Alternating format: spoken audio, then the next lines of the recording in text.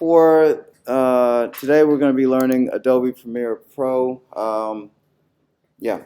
So one of the things that's important when you are working with Adobe Premiere, the cloud version, is that you have to make sure that you have internet. So make sure that you are connected to the internet. If not, you have to sign in on the Wi-Fi using your student information. So this is the Adobe Premiere icon down here, the PR. And when you open it, you're going to see the two main options are New Project and Open Project. So for those who this is their first time doing it, I'm going to go through the Open Project option first, and then I'm going to go into let's say Open Project, New Project first, and then Open Project. So for New Project, go ahead and click on New Project. And here you can call it whatever you want. I think I called mine, I'm going to call, I don't know, maybe, I don't know, maybe I'll call mine Tramel Adobe.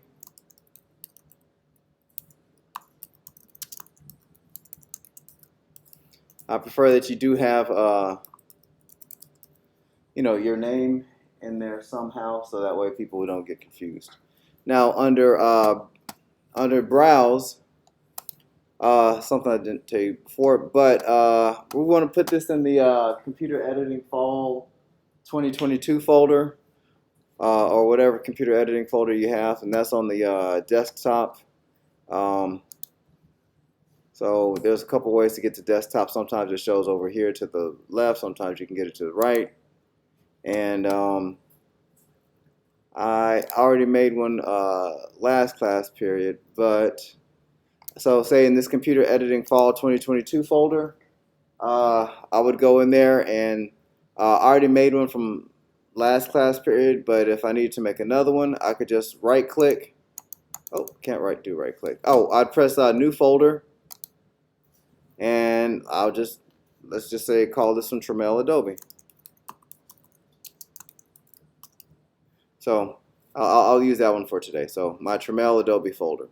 So, and I go ahead and press create. Are you guys following along with me? Okay, so went ahead and created it. Now I see my Tramel Adobe folder.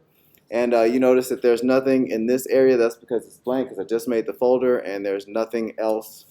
There's nothing else in there. So I'm gonna go ahead and choose that. So do that. And that's where I've decided to make all my Adobe stuff go to. So yeah, it just makes it easier because, well, yeah. So, and then let's just press OK. So, and then you'll see kind of the blank Adobe screen. Yours is probably going to look different from mine because I used this the other day, and yours may look like this, or like this, or like this, or like this, or like this, or like this, or like this, or like this, or like this. So anyway, now before we get into dealing with this, let's I'm gonna close my my project. So you don't have to follow this step, but I just want to show it to you. So if I went into Adobe again, and like this is the first thing that I see. If I want to I've already made a new project, so you're not going to be making a new project every time you hop in. Usually the recent ones will be right here. So like the Tramel Adobe, I just made it a few minutes ago, so I could just click on that.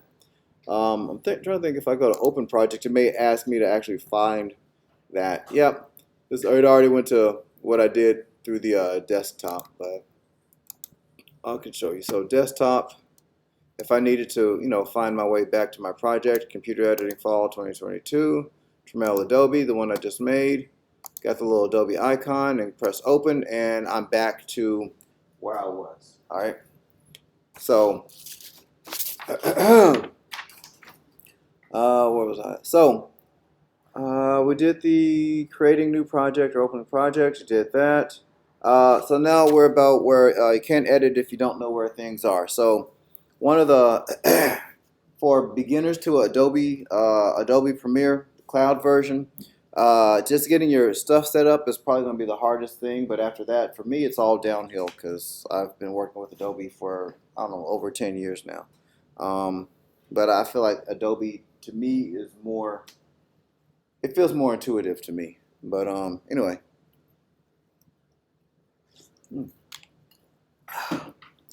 let's get to it.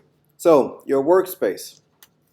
So, all these little tabs and windows and whatnot. All these, you can move these to wherever you want. So now, say this one that says Media Browser. If I want it over here, bam, I got Media Browser over there. If I want to put it, where else?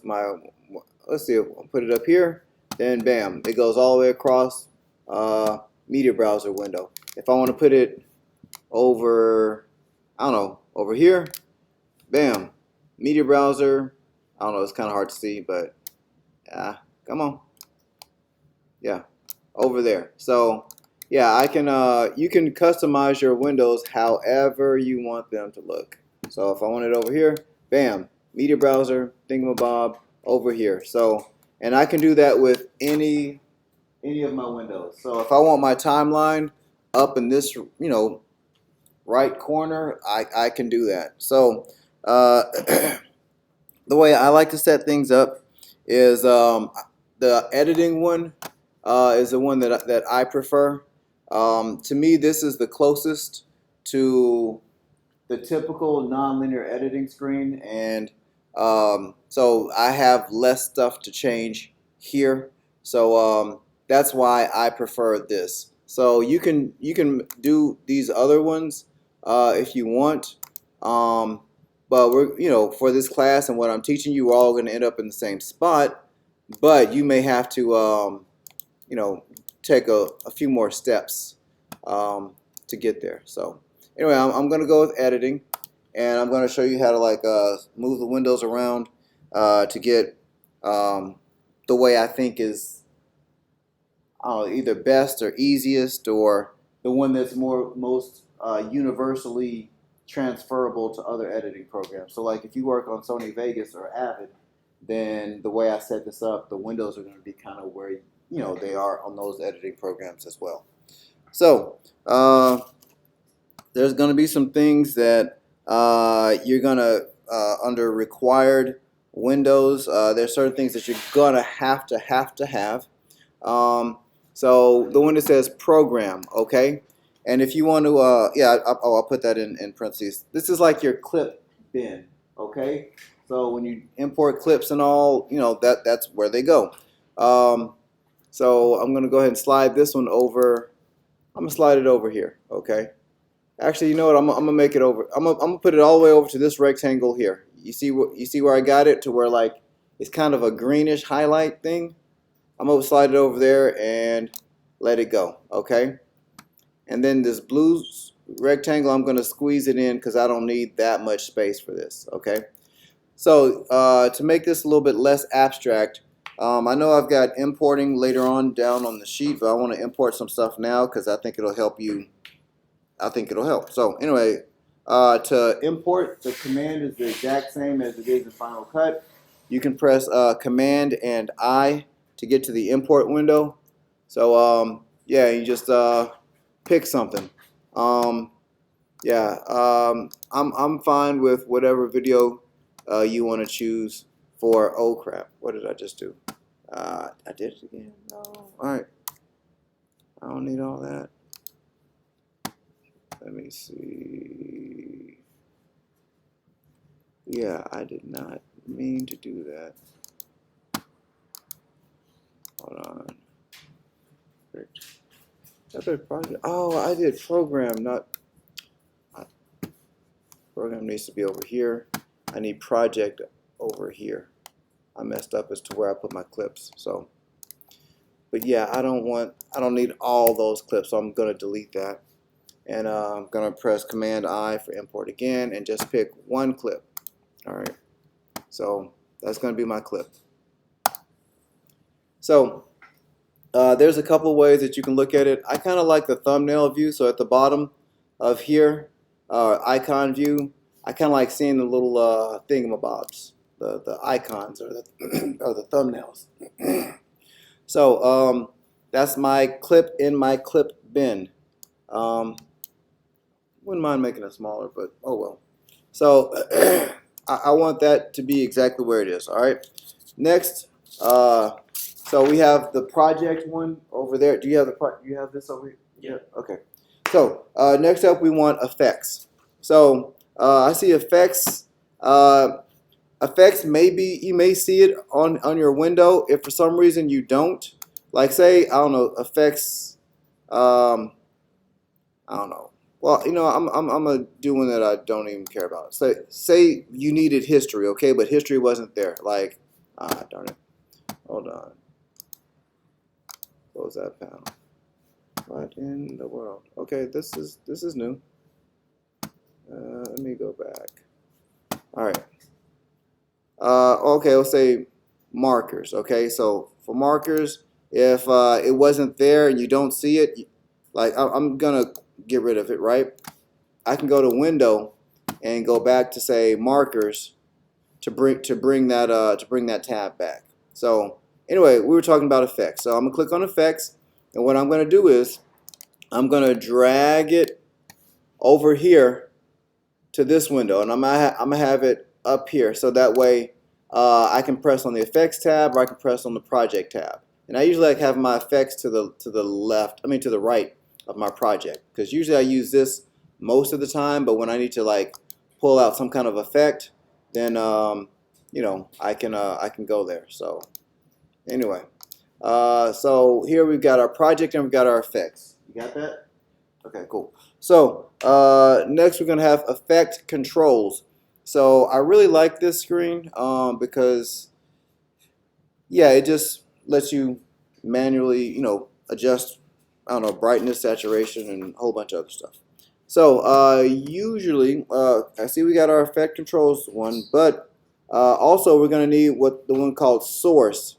So I'm going to go to the one that says source, and I'm going to, oh, source is already up here. Okay, so I've got source, I've got effects, controls, and I've got program. It's good to have those, but, and actually, I'm surprised I don't have program there. Program should be one of those ones that, oh, it says required Windows program. Okay, so these need to be separate because I kind of want to have like a two-box window thing. So one is for my preview window of my clips, and then the other one is for what's actually on the sequence. So what I'm gonna do is I'm gonna find a way to just maybe slide this over. Maybe I can put it over here. Let's see if that's gonna work. Nah, that's too far over. That's too much. Let me see about maybe here. Nope. Program. Okay, I got my program. Where's my source? I need to put it like, okay, I'm starting to get it. So I'll put my source there, get my program there, effect controls right there. So now I'm getting this where I want it. And my timeline, I don't need libraries. I don't really need media browser, so I'm going to delete those. And oh, okay, I see where my stuff kind of got smushed. Here's my timeline.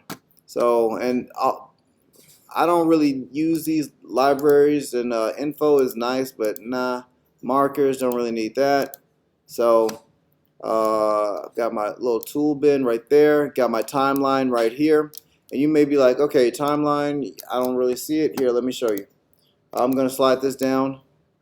And now, you know, this kind of looks a little bit more normal, or it might look a little bit more normal to you guys. So what I have here is, so I got my clip bin right here, got my effects, you know, there also.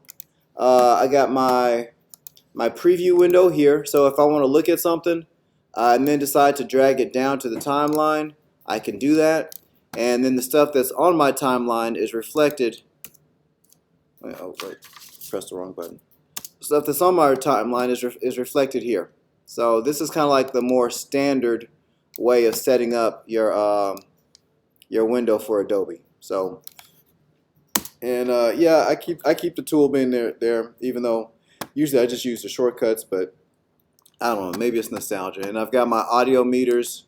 Got my audio meters here also. So yeah, your setup should look something like this.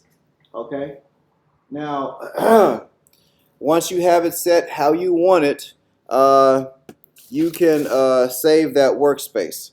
So, and I highly recommend once you have that to save the workspace. And let's talk about that. So, so you go to Windows, you go to Workspaces, and you go to Save as New Workspace.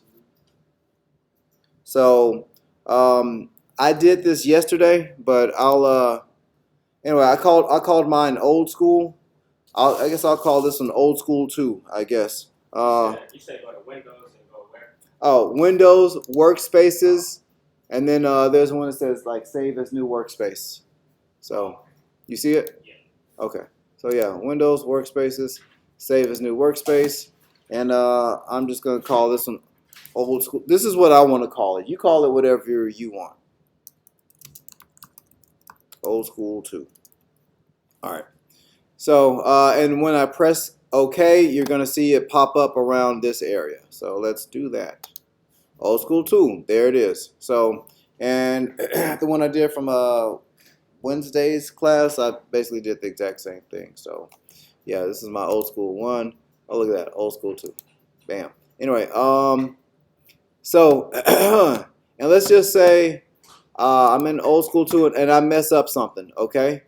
Let's say, I don't know, I accidentally deleted that, and I accidentally deleted my project thing, and I don't know, I made a whole bunch of mistakes, and I don't feel like going into the window thing and getting all of these and sliding them back.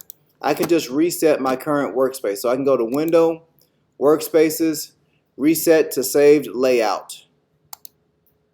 And now I've got all my stuff, you know, exactly how it was before. So don't worry about messing up too much stuff. So yeah. And last thing about the whole Windows arrangement thing, these little lines, I've been doing this, but I haven't been talking about it. Click on the lines, and then close panel basically deletes it, okay? Undock panel, that basically like takes, gives its freedom, all right? It kind of separates it. Now, I use undock panel at home because I have like a 2-monitor setup. So what I'll do is I'll put my program window on one monitor so I can see it all big and clear and stuff. And I'll do a lot of my other stuff on the, on my the monitor that I have on my left. So I'd say for me, that's the best use of undocking a panel is if you're using multiple screens, multiple monitors. You can have what you want on a separate monitor. So. I got a question, like How you move those, like how you have 2 pictures right beside each other? You talking about like this? Yes, sir. What I did was I clicked the option that says undock panel. So, and if I want to put it back, I can just. I'm trying to think. Let's see. Let's see if I put it over here, it should act right. Yep, there you go. So yeah, if you want to put something side by side, you just make sure you put it on this particular one. So anyway, but yeah, undock panel. But like I said, I wouldn't use that. And that my preference is if you're using 2 monitors. But I'm sure there's dozens of ways to customize stuff. So I'm pretty sure someone has another way of doing it that makes perfect sense. I just haven't thought about it myself. So anyway. So you all have your screen set up more or less like this, and you've got it saved.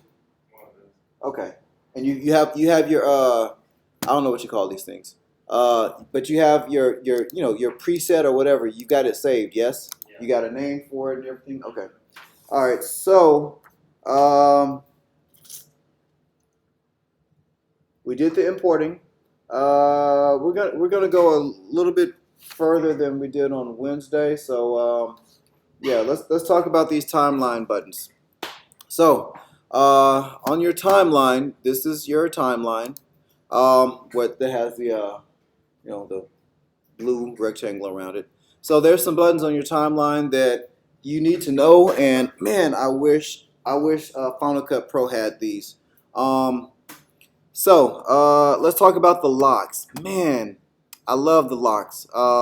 This is great when you're dealing. Well, this is a lock button. Okay, sorry I can't make it like bigger. You just don't. Yeah, I don't think you have that option with Adobe. Like to make the little icons bigger. I can make the little you know, the rows and the video bigger, but I can't make the icons that much bigger. So anyway, yeah, I'll give it some space. Maybe that'll help. So anyway, where was I? You see this lock, little padlock looking thing?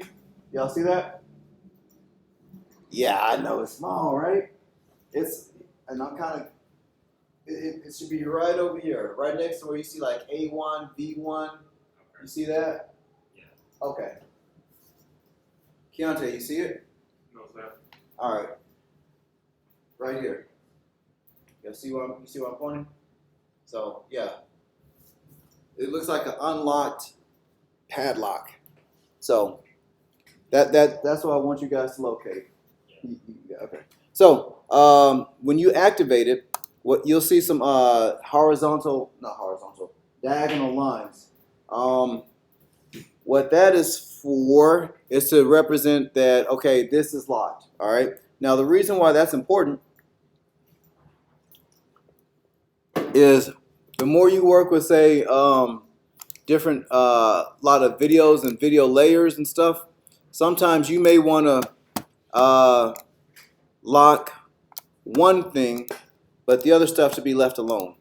Like say if I'm doing a multi-camera shoot and I have once I get all my footage synced up, I'll probably unlink the video, but I'll also say lock my audio.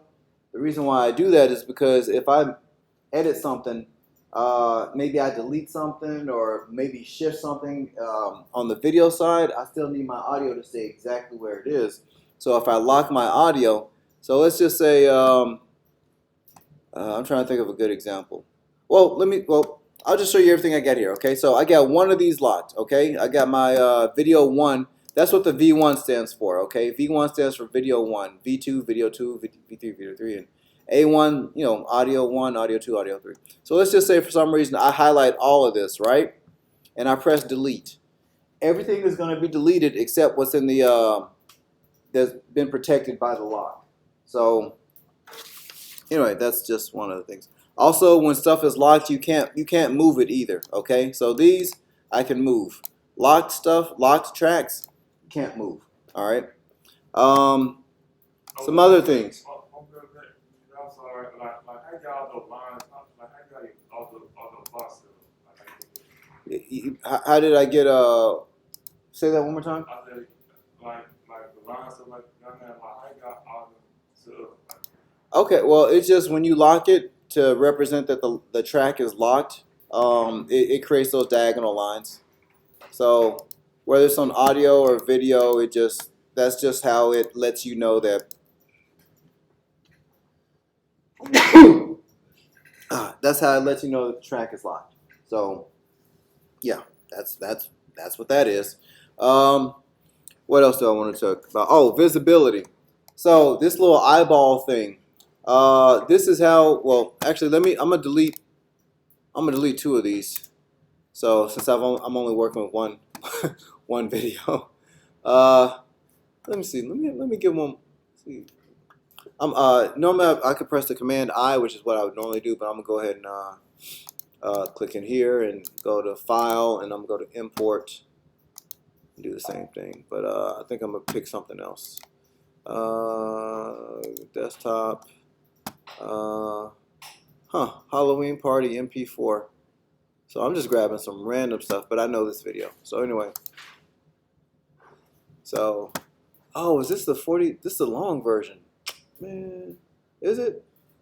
Or is that 44 seconds? All right, so anyway, let me just slide. Oh, no, it's the short version. Okay. So, let's just say I got the, y'all gonna see me do some editing, and I'm not even trying to teach you this right now. So, I just have to have excellence. I'm sorry.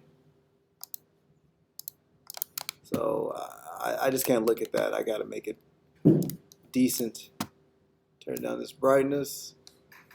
Even though I need what I really need to do. But anyway, that's okay. I want to do more, but that's not what we're about right now. What was I?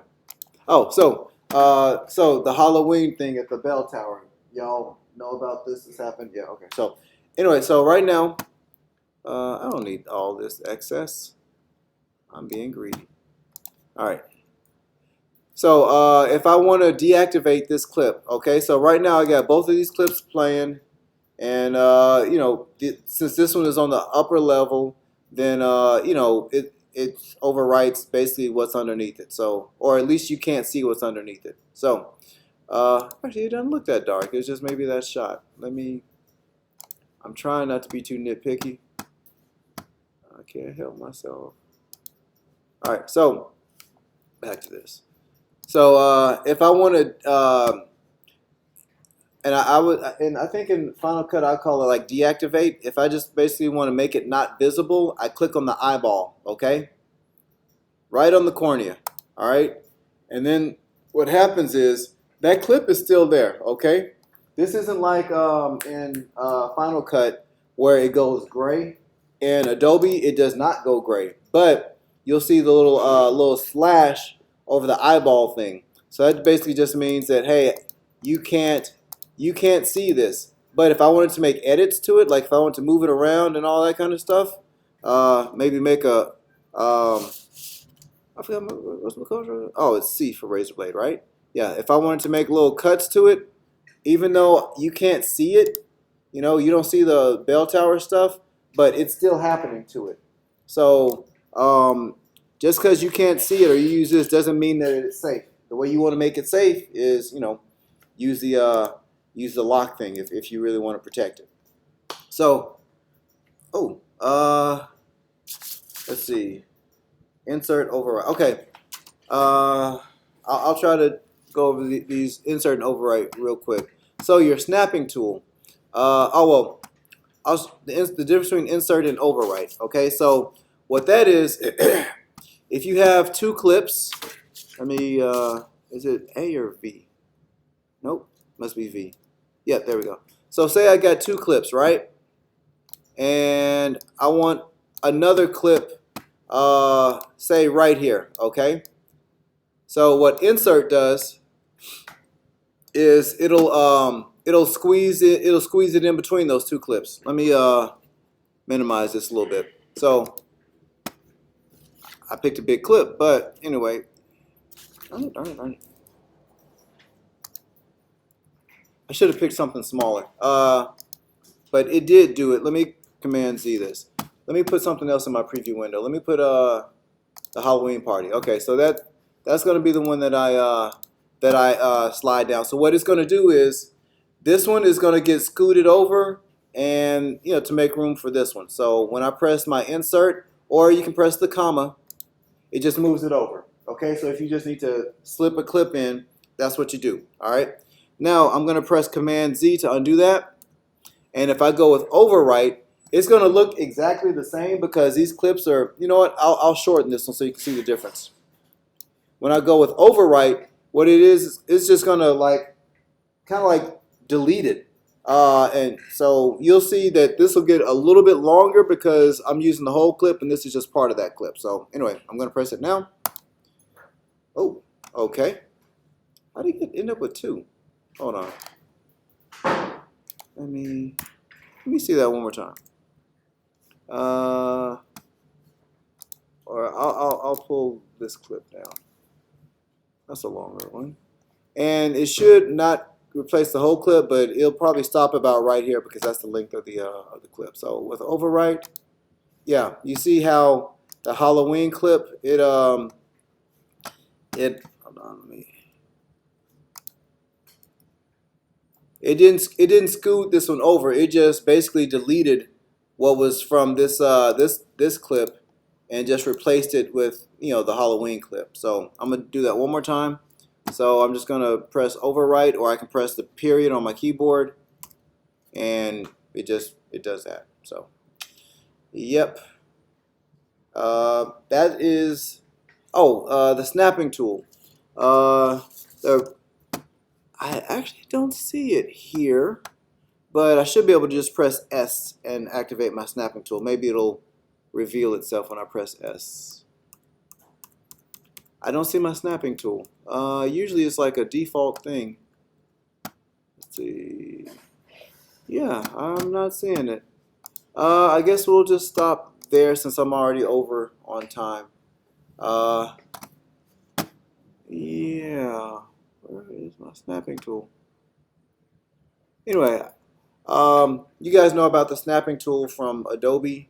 I mean, not from Adobe, from Final Cut. And yes, I still feel the same way about the snapping tool. Usually it's better to have it on at all times rather than not have it active. So, yeah, that's it for today. Then I'm going to go ahead and stop the recording. Yay, it recorded the whole time.